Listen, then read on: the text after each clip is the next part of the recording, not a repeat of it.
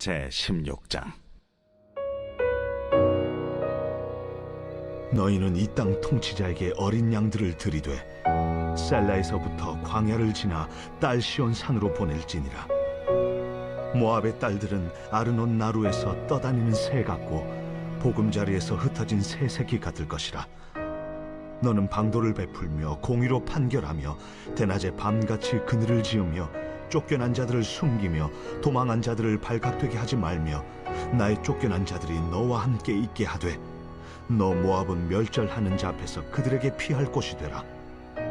대저 토색하는 자가 망하였고 멸절하는 자가 그쳤고 압제하는 자가 이 땅에서 멸절하였으며 다윗의 장막의 인자함으로 왕위가 굳게 설 것이요 그 위에 앉을 자는 충실함으로 판결하며 정의를 구하며 공의를 신속히 행하리라. 우리가 모압의 교만을 들었나니 심히 교만하도다. 그가 거만하며 교만하며 분노함도 들었거니와 그의 자랑이 헛되도다.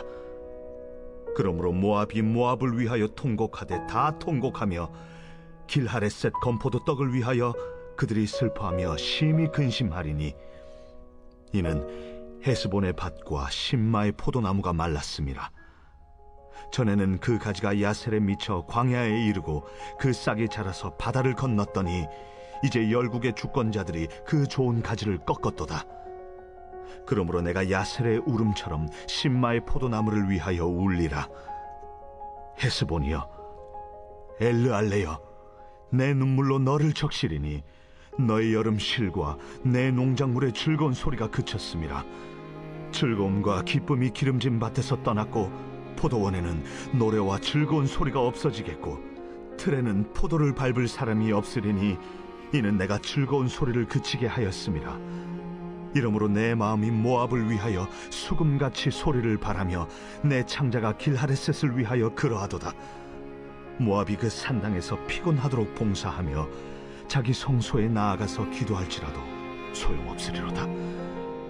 이는 여호와께서 오래전부터 모압을 들어 하신 말씀이거니와 이제 여호와께서 말씀하여 이르시되 품꾼에 정한 해와 같이 3년 내에 모압의 영화와 그 큰 무리가 능욕을 당할지라. 그 남은 수가 심히 적어 보잘것없이 되리라.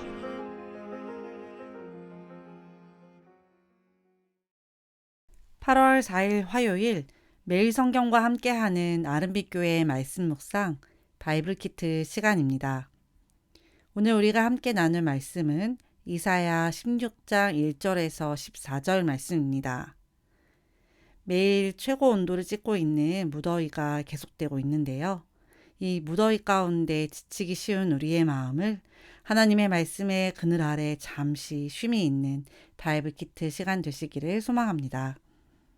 사랑하는 성도 여러분, 오늘 우리가 이사야 16장을 통해 모압을 향한 하나님의 경고의 메시지를 다시 마주하게 됩니다. 어제 말씀을 통해서 들으셨듯이 모압은 지금 그들에게 임한 심판으로 인해 극심한 괴로움 속에 빠져 있습니다. 자신들이 의지하던 모든 상황들이 무너지고 더 이상 버틸 수가 없게 되자 그들은 익숙했던 터전을 떠나 도망칩니다. 이때 이사야 선지자는 모압을 향해 애타는 마음으로 이렇게 외칩니다. 모압 백성아, 예루살렘에 조공을 보내라. 본문 2절을 보면 그들의 처량한 형편이 이렇게 묘사되어 있습니다. 그들은 있을 곳이 없어 날아다니는 새 같고 털린 둥지에서 흩어진 새끼 새들과 같다. 그리고 그들은 3절과 4절에서 유다 백성에게 이렇게 애원합니다. 우리가 어떻게 하여야 할지 말하여 주십시오. 우리를 위하여 중재하여 주십시오. 뜨거운 대낮에 시원한 그늘을 들이우는 나무처럼 우리가 그대의 그늘에서 쉴 수 있도록 보호하여 주십시오. 우리는 피난민입니다. 아무도 우리를 해치지 못할 곳에 우리를 숨겨 주십시오. 우리가 이 땅에서 살도록 허락하여 주십시오. 우리를 죽이려고 하는 자들에게서 우리를 보호하여 주십시오. 한때 스스로의 힘과 풍요를 자랑하며 유다를 업신여기던 모압이 이제는 극심한 결핍과 환난 앞에서 자신의 힘을 완전히 포기하고 그들이 그토록 무시했던 유다의 그늘 아래로 도망쳐 살려달라고 애원하는 처지가 된 것입니다. 그렇다면 모압이 왜 이토록 비참한 자리까지 떨어지게 되었을까요? 그것은 바로 그들의 교만 때문입니다. 세상적인 풍요는 사람을 교만하게 만듭니다. 삶에 문제나 불편함이 생겨도 내가 가진 물질과 능력 혹은 물려받은 배경으로 다 해결할 수 있다고 믿기에 마음이 낮아질 틈이 전혀 없는 것입니다. 하나님을 찾지 않게 되는 것이지요. 뿐만 아닙니다. 내 안에서 해결되는 인생을 살아가다 보면 내 삶 외에 다른 이들의 삶은 보이지 않습니다. 나를 더욱 빛내는 일들의 시간을 쏟다 보니 옆에 있는 지체가 아파하고 굶주리고 있는 것은 당연히 보이지 않게 되죠. 이처럼 모압 백성들의 마음은 점점 더 높아져 다른 나라들을 업신여겼습니다. 그들은 그들의 상징이었던 풍요로운 포도밭에서 더 이상 과실이 나지 않고 즐거움을 주던 명품 와인의 산지였던 그곳의 노랫소리와 즐거움은 온통 통곡으로 변해버렸습니다. 산당에 올라가 제사를 드리고 성소에서 기도를 올려보아도 그들이 의지하던 신들은 아무런 응답도 하지 않습니다. 이것이 바로 현세의 삶, 즉 눈에 보이는 세상의 조건만을 의지하며 살아가는 그 사람들의 허무한 최후입니다. 내게 주어진 조건들을 기대하며 살아가는 삶은 결국 그 조건들이 소모될 때 우리의 자신도 함께 소모되어 흔적없이 사라지게 됩니다. 결국 모압은 그들의 풍요 가운데 교만해졌지만 피할 수 없는 결핍과 재앙이 닥치고서야 비로소 자신들의 무력함을 깨닫고 시온으로 나아오게 된 것입니다. 이러한 인간의 영적 교만을 깨우치기 위해 예수님께서는 누가복음 17장에서 노아의 때와 롯의 때를 말씀하시며 종말의 때를 경고하셨습니다. 누가복음 17장 27절에서 35절 세 번역으로 제가 읽어드리겠습니다. 노아가 방주에 들어가는 날까지 사람들은 먹고 마시고 장가가고 시집가고 하였는데 마침내 홍수가 나서 그들을 모두 멸망시켰다. 롯 시대에도 그와 같은 일이 벌어졌다. 사람들이 먹고 마시고 사고 팔고 나무를 심고 집을 짓고 하였는데 롯이 소돔에서 떠나던 날에 하늘에서 불과 유황이 쏟아져 내려서 그들을 모두 멸망시켰다. 인자가 나타나는 날에도 그러할 것이다. 그날에 지붕 위에 있는 사람은 자기 물건들이 집 안에 있더라도 그것들을 꺼내려고 내려가지 말아라. 또한 들에 있는 사람도 집으로 돌아가지 말아라. 롯의 아내를 기억하여라. 누구든지 자기 목숨을 보존하려고 애쓰는 사람은 잃을 것이요 목숨을 잃는 사람은 보존할 것이다. 내가 너희에게 말한다. 그날 밤에 두 사람이 한 잠자리에 누워 있을 터이나 한 사람은 데려가고 다른 한 사람은 버려둘 것이다. 또 두 여자가 함께 맷돌질을 하고 있을 터이나 한 사람은 데려가고 다른 한 사람은 버려둘 것이다. 우리의 인생은 한치 앞도 모른다고 입버릇처럼 말하면서도 정작 우리는 여전히 세상의 안락함 속에 살아가는 것을 당연하게 여깁니다. 교회에 와서 예배를 드릴 때에는 말씀을 기준으로 살아야지 하고 다짐하지만 정작 엘리베이터를 타고 일상으로 돌아가는 순간 다시 세상의 논리와 방식으로 돌아가 버리는 연약함을 마주하게 됩니다.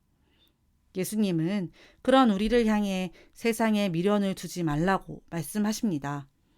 롯의 아내를 기억하라 하시며 세상의 가치에 마음을 빼앗기지 말고 오직 하나님을 향해 시선을 고정할 것을 말씀하십니다.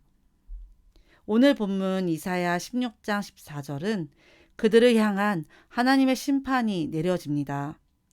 그러나 이제 여호와께서 이렇게 말씀하신다. 머슴으로 고용된 기한처럼 3년 안에 모압의 영화로움과 그 많은 주민들이 모두 치욕을 당할 것이며 결국 살아남은 사람도 아주 적고 보잘것없을 것이다.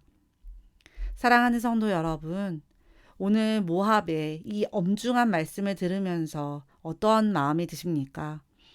우리는 흔히 모압처럼 인생의 거대한 어려움과 결핍이 찾아와야만 비로소 내가 의존하던 풍요가 깨어지고 하나님을 찾으며 그분의 그늘을 구하곤 합니다. 토마스 아케피스는 그의 책 그리스도를 본받아에서 우리가 지향해야 할 헛된 일이 무엇인지 가르쳐 주는데요. 사라져 없어질 부를 구하고 그것에 희망을 거는 것은 헛된 일입니다. 명예를 갈망하고 높은 지위를 탐하는 것 또한 헛된 일입니다. 육체의 욕망을 따르고 또한 후에 엄한 벌을 받을 것이 분명한 일을 갈망하는 것도 헛된 일입니다. 오래 살기를 희망하며 선한 삶을 생각하지 않는 것도 헛된 일입니다. 이 땅의 삶에만 매달리고 장차 올 일들을 예상하지 않는 것도 헛된 일입니다. 빠른 속도로 사라져 없어지는 것을 사랑하는 것도 헛된 일이며 끝없는 기쁨이 있는 곳으로 서둘러 가지 않는 것도 헛된 일입니다. 그렇습니다. 세상의 풍요와 피조물에게서 절대적인 위로를 찾으려고 하니까 그것이 흔들릴 때 우리에게도 두려움이 찾아오는 것입니다. 그러나 우리는 세상의 헛된 조건들을 의지하는 자리에서 돌이켜 만유이신 하나님, 그 한 분만을 전적으로 신뢰하는 자리로 나아가야 합니다. 결핍이 찾아와 억지로 떠밀려 나가는 것이 아니라 오늘 이 아침 우리에게 주시는 이 말씀을 통해 자발적으로 세상의 소모적인 의존을 내려놓기를 원합니다. 사랑하는 성도 여러분, 신앙의 여정이라는 것은 우리가 무엇을 의지하고 있는지를 매일 우리에게 차려주시는 말씀 밥상을 통해 확인하는 것이 아닐까요? 우리 입에 꼭 맞는 맛있는 말씀, 내 입에 달게 느껴지는 말씀만 먹는다면 우리 몸의 체계는 무너지고 응급신호를 보내게 될 것입니다. 오늘 모압에게 하시는 하나님의 심판의 메시지가 우리의 삶에 어떻게 구체적으로 적용해야 될지를 생각해 보셨으면 좋겠습니다. 예수님이 말씀하신 노아와 롯의 시대는 지금 우리가 살아가는 바로 이 시대입니다. 이제 우리가 의지하는 핸드폰을 내려놓고 우리가 의지하는 자녀에 대한 기대, 관계에 대한 기대, 물질에 대한 기대를 내려놓고 매일의 건강한 말씀으로 우리를 붙들어 주시는 하나님의 은혜를 의지하여 세상 풍요의 교만을 버리고 오직 영원하신 하나님만을 바라봄으로 거룩한 이 하루를 보내시는 우리 성도님들 되시기를 진심으로 소망합니다. 함께 기도하시겠습니다. 인자하시고 준엄하신 하나님, 세상을 사랑하고 의지하여 결국 무너진 모압과 같은 모습이 우리에게 있었음을 고백합니다.